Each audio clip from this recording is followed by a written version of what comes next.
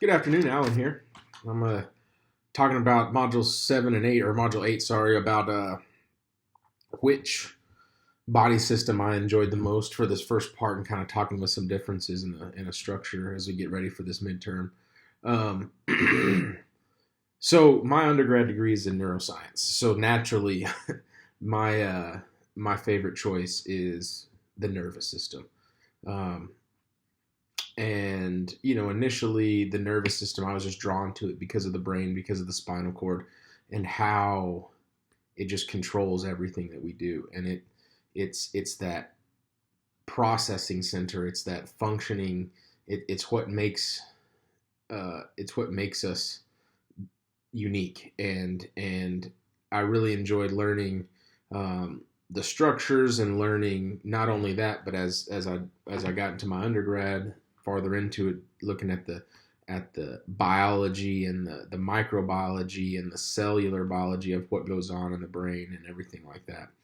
To kind of answer our first question there, what do we have as far as a clinical setting versus a surgical setting? So if you're, as a clinical setting, you're going to go see a neurologist, and a neurologist can diagnose, a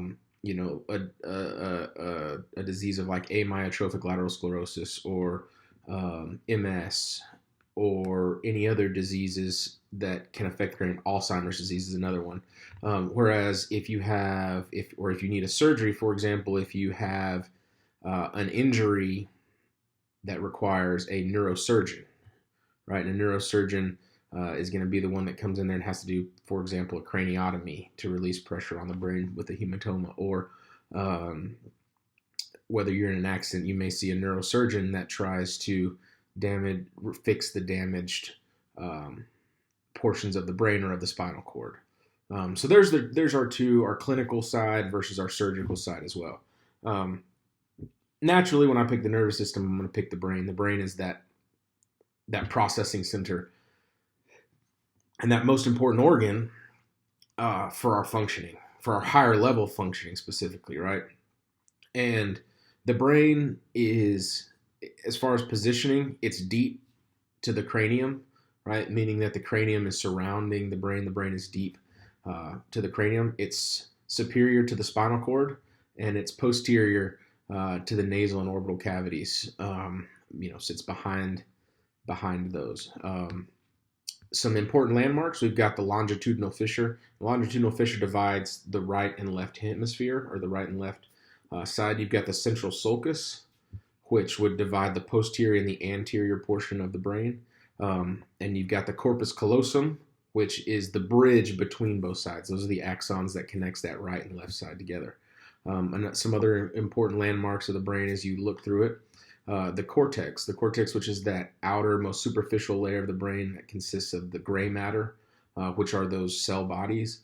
That's where we get those higher functionings, the somatosensory cortex, the motor cortex that allows us to do fine motor movements.